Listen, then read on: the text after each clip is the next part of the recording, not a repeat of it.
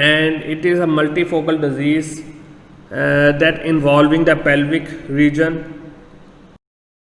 What is the meaning of multifocal? It means that it arises from multiple places, as we can split this word into multi and focal. So multi means many, focal mean place, and it involves the pelvic structure.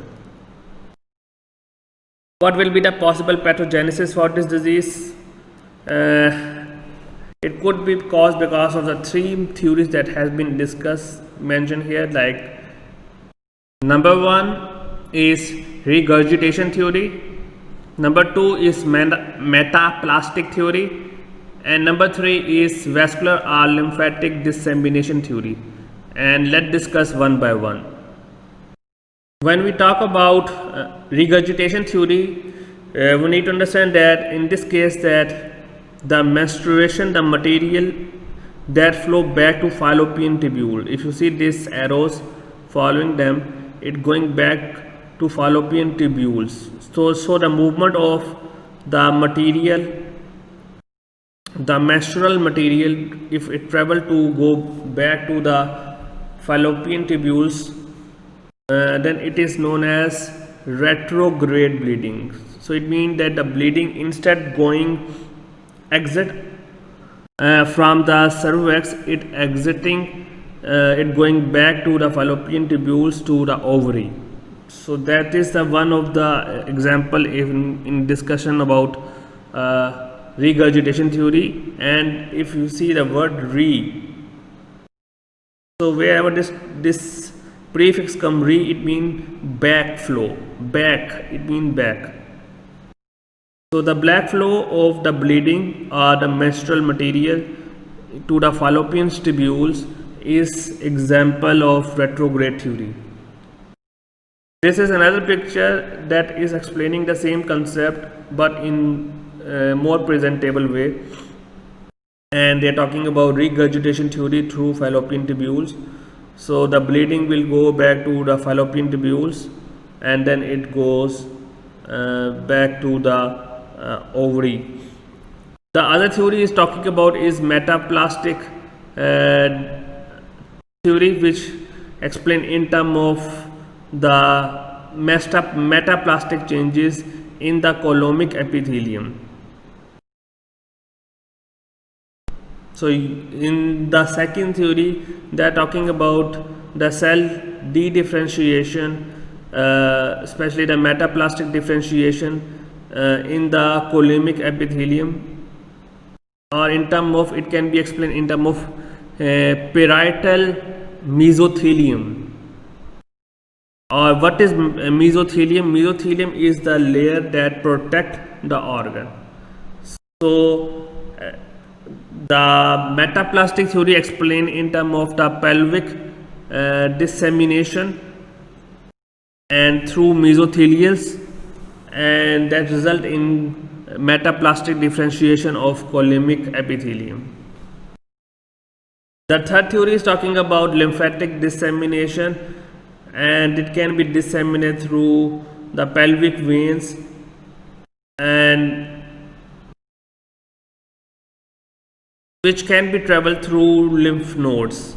So if you take a look of the theory number 3, it travel through these lymph nodes and it can spread to lymph, that is why it is known as lymphatic dissemination. So first theory is about regurgitation theory that explain the backflow of bleeding to the fallopian tubules. The second theory is talking about metaplastic differentiation of the coulombic epithelium. Why this occur? Because of the extra pelvic dissemination through pelvic vein. It can be spread through the mesothelial cells or peritoneal mesothelial cells. And in the third theory is talking about the lymphatic dissemination that explain the spread of the disease through lymph nodes. So this is the explanation of these three theories. Regurgitation theory explain the shedding of the material to the ovaries and tubules during menstruation, Metaplastic theory explained the serosal cells and covering the ovary and rectum, which explain the pelvic dissemination through mesothelial or through pelvic mesothelials, and it can affect the. It is actually transformation of the cells or transformation of coulommic epithelium. Then the third theory is about lymphatic or vascular theory that explain the dissemination through lymphatic system through blood vessels, and that is responsible for the spreading of the tumor. So this is another picture that explaining the same thing. Regurgitation theory through fallopian tubules, the bleeding or the material during menstruation, it flow back because of the obstruction in the cervix, or the other is can be spread through. You can see this layer. This layer is a mesothelial protective layer. So through pelvic dissemination, it could be possible that it can cause cell de-differentiation or cell metaplastic differentiation of the coulommic epithelium. Then the third one is spread through the pelvic veins, or it can spread through directly through the lymph nodes through blood vessels, that can lead to lymphatic dissemination. So this is the picture to explain the anatomy of the structure. You already studied in your previous lecture, but I'm just going to explain that how the structure look like, so you can skip this slide. For the treatment of this disease, we can give this drug celecoxib. We will discuss in pharmacology in our upcoming lectures.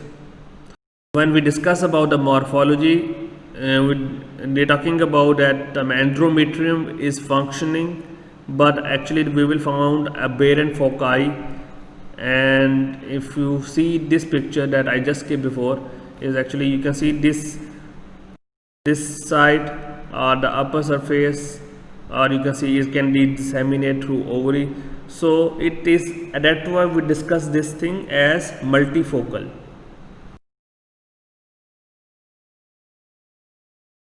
Why we discuss multifocal? Because it occurs in many regions.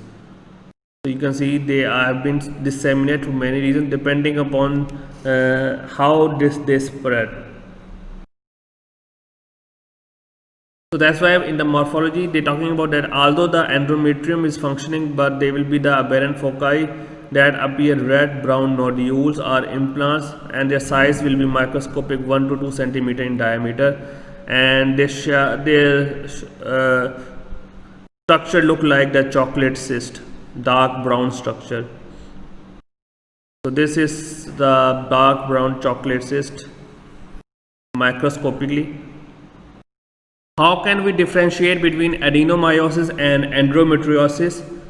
If you see that the endometriosis is on the outer surface, or that aberrant foci are present, whereas in adenomyosis actually it is invading the uterus wall. If you take a look of this name, endometrial invading of the uterus wall, that is responsible for adenomyosis. So it is invasive, that is why it affecting the endometrial wall, and that is why that's you can see they are presenting or illustrated inside, whereas in endometriosis it occur on the upper surface, on the outer layer. It is not an invasive. So that's how we can differentiate between adenomyosis and endometriosis.